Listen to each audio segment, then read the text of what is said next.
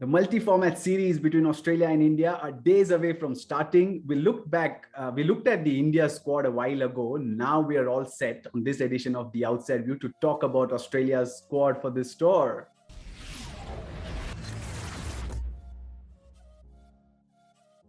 I have, of course, the company of Ananya Upendran, but I would want to bring the women's cricket editor of cricket.com.au, Laura Jolly, in first.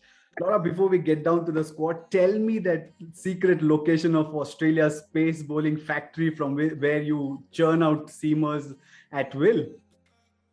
Yeah, I'm not sure where they're getting them from, but it's certainly a nice turnaround from 5 years ago when I think the pace stocks were pretty thin last time Australia played at a one-day World Cup. So they've done a lot in the last 5 years to encourage those quicks. Yeah, that's fair. But let's look at that Australia squad. A strong 18-member contingent there, led by Meg Lanning. There's Rachel Haynes, the vice captain as well. But you look down that squad. There's Talia McGrath. There's Ellis Perry, Georgia Redmayne as well. Molly Strano. Let's get into it. Let's start with you, Laura. Georgia Redmayne, a surprise call-up in that sense, because Australia's top order, we know that there aren't places for grabs. The thoughts behind that move to have Redmayne in?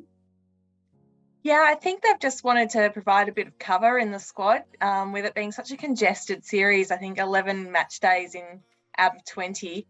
So they probably just want to have that experienced, strong batter as a backup in case, Meg Lanning might tweak her back or something might happen and they might need someone to step in.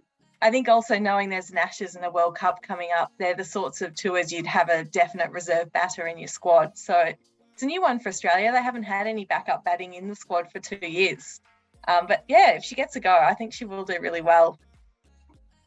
We've seen Redmayne do well in the WNCL as well as the Big Bash. Ananya, is she the backup wicket keeper, you think, for Australia? Yeah, well, Australia do have a couple of backup wicketkeepers. I mean, Beth Mooney does the job in the WBBL and she did it in the WNCL for a while as well. So not sure who the backup wicketkeeper is. I mean, Australia have plenty of options as they do in every other situation. So I think, Georgia Redmayne has, I suppose, really smashed down the doors to get into this side. Did really well in the WBBL, the WNCL led Queensland to victory, and she had a decent 100 as well. I think through those short form competitions, she showed that she really improved her game against spin, especially. So not sure whether she's the backup keeper or the reserve opener or what she is, but I'm sure she can fill any role that she's given. Georgia was joking the other week that she would bat 11 and open the bowling if it meant she got into the Australian team. So, but it's pretty hard to get the gloves off Elisa Healy. She's played 140 consecutive matches for Australia, so no one else has worn the gloves since 2016. Yeah, that's an interesting point that Laura mentioned about bowling, and that's why let's move to the bowling department of Australia. There's Ellis Perry, Talia McGrath, Annabelle Sutherland as well, but there's no Megan Schutt, Ananya. Probably the Indian batters might be sleeping easier, but your thoughts on how big a void that could be? It's definitely a big void. I mean, she is one of the top bowlers in the world, and since 2017 has been one of Australia's, or I think she has been Australia's top wicket taker since 2017 alongside Jess Jonassen. So it's going to be a big hole to fill for Australia, and India will definitely be happier that they don't have someone pooping the ball into their pads. A lot of that top order are big LBW candidates, so definitely will be happy without Schutt in that Australian squad. But again, Australia they keep churning out the pacers, like you said. So, no Megan Schutt, but there is going to be an Elise Perry, a Darcy Brown, a Maitland Brown, Annabelle Sutherland. They have plenty of them. So definitely it's still going to be a very challenging series. Hey, Laura, your thoughts on who could take the new ball for Australia, especially in the ODIs and that one-off pink ball test, because probably we might have imagined Tayla Vlaeminck to do so. Now that she's ruled out of those two series, how could that seam bowling contingent look for Australia in the ODIs and that one-off test? Yeah, it's definitely going to be different to what Australia would have planned a few months ago when they thought about who would take the new ball in these series. I think they will go with Elise Perry. When you've got a top order like India's, you just need that experience and a cool head when you've got potentially Shafali Verma coming at you really hard. I think I'll probably go with Darcy Brown alongside her, just that pace, and which is quite exciting. But Stella Campbell did pick up 3 wickets in the warm-up against India, so she's put her hand up there for selection as well. Yeah, I tell you that there's that secret factory that's been churning seamers at will for Australia. We'll talk more about the bowling because yes, there are these Darcy Brown, Maitland Brown, etc. But there's also this all-rounders in Australia. That's one of my pet peeves being an Indian, that there are no all-rounders, seam bowling all-rounders. Whereas if you look at that Australia squad, yet again, 18 members, but Perry, McGrath, Sutherland, Carey, Hannah Darlington, all of these can chip in with the bat as well as with the ball. So Ananya, does that give them, of course, that gives them an extra edge, but your thoughts on this all-round strength of Australian squad? Well, I think it does give them, I suppose, it gives them a lot of flexibility. And that's something that was lacking in that 2017 World Cup when they got ousted by India in the semi-final. I mean, since then, they've brought in cricketers or players who can do both and who can provide, I suppose, a bit of flexibility. And, you know, over the last 5 years, they've found out a lot of quality all-rounders. I mean, in 2017, you saw Elise Perry, but there was really no one else who contributed with both bat and ball. And now there are plenty of seamers who are able to do that. So a lot of flexibility and definitely a lot of strength. So I think it will be interesting to see which of them gets a go, because I feel like this could probably be a big series, or I hope it's going to be a big series for someone like Tayla Vlaeminck. I mean, she's been on the sidelines for so long, someone who's done very well in domestic cricket. And I think she's kind of like Megan Schutt in the way that she swings the ball early, but I feel like she's also someone who could play a good role as a holding bowler, something that Australia may need against a very attacking Indian batting lineup. Yeah, indeed. You talk about India, spin is synonymous, but you look at that Australia squad, there are just 3 spinners in Sophie Molyneux, Molly Strano, and Georgia Wareham. Is that a department that Australia is thin on, Laura? Well, you can't forget Ash Gardner. She's come a long way with her off spin as well. So, yeah, not as many options as with the pace bowling for sure. But I do think when you take Jess Jonassen out of a team and you think about who could come in to replace them, and that person's Sophie Molyneux, who's probably the best player in the world, not getting a run in an 11 right now. It's a pretty good position for Australia to be in, and it's a really big series for Sophie, I think, to step up and you know, show what she can do in the absence of Jess Jonassen. And just to jump in, I mean, Laura mentioned Ash Gardner. Ash Gardner has got the wood over Smriti Mandhana, so you know, Australia have found something there. That's a good point. Laura might bring this up, but good on you to do that. But Laura, a bit for your thoughts on how big a miss is Jess Jonassen, because we've seen her almost bat in that lower middle order 5-6.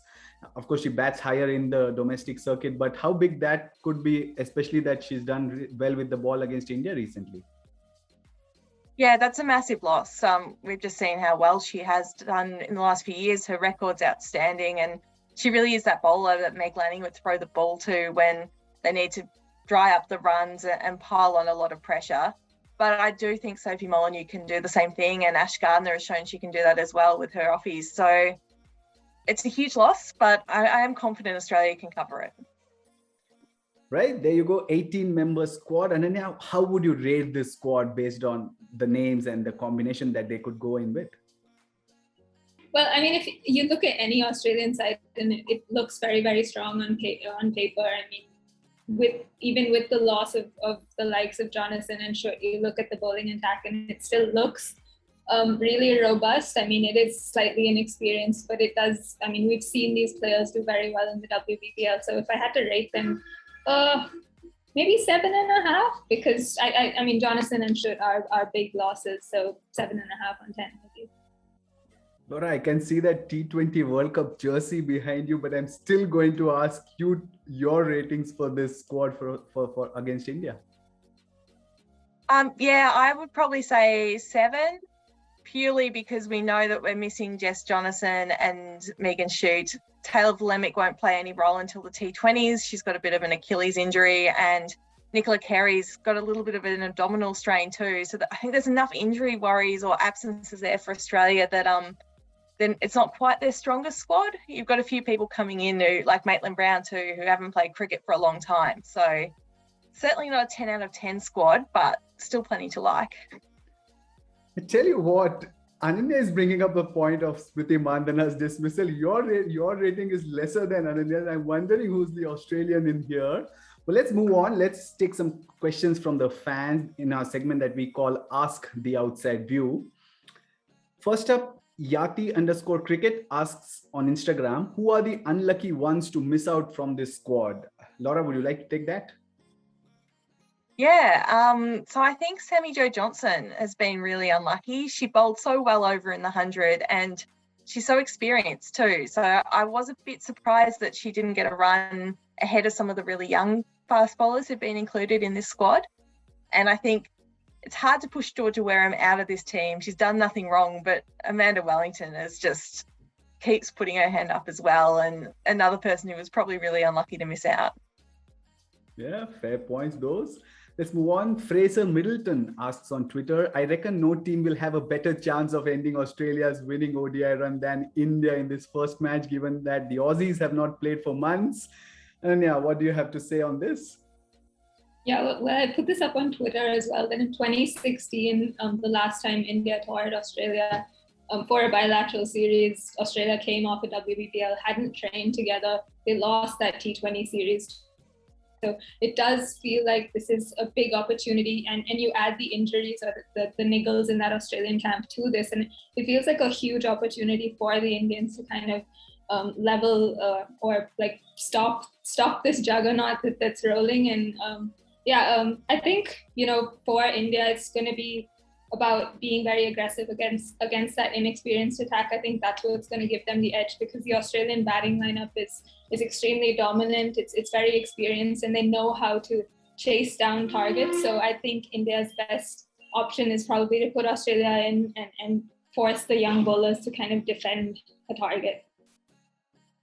Right. And lastly, Yati Cricket yet again asks on Instagram, between whom will there be a battle in the series? Key battles to look forward to. Laura, your picks for that? One I'm really excited about seeing is Darcy Brown versus Shafali Verma. Just two teenagers. One of them's the quickest bowler in the Australian team. One of them's the hardest hitter in the Indian team. And you could just imagine it could go one of two ways. Either Darcy Brown's pace is going to be way too much, or Shafali's going to put her out of the ground. So it's going to be a really good one to watch. Yeah, nice, wonderful pick. Ananya, what are you going ahead with? Well, Harmanpreet Kaur against that spin contingent would be interesting. I mean, we saw that she seems to be coming into a bit of form. So I'd like to see how she goes against the spinners in the Australian team. But I'm even more excited if Annabelle Sutherland gets a game. Coming out of that India A tour to Australia in 2019, a lot of those players said that Annabelle Sutherland was one of the bowlers who they were really surprised by, because she seems to just jog in and bowls at around 120 kph. So she's someone I'm excited to see. So maybe Sutherland versus Shafali, because she did get her out in that series as well. Fair points, those. I'd like to see how Meg Lanning and that middle order fares against the India spinners in Poonam Yadav as well as Rajeshwari Gaikwad. So that could be an interesting battle as well. Right, there you go. This was all about the Australian squad, the 18-member contingent to take on India in the ODIs, the one-off test as well as T20Is. Let's see where this series heads, because there's a lot coming up from our end as well. But right now on this edition, thanks for joining us, Laura. Thanks, Ananya. We'll see you next time on The Outside View.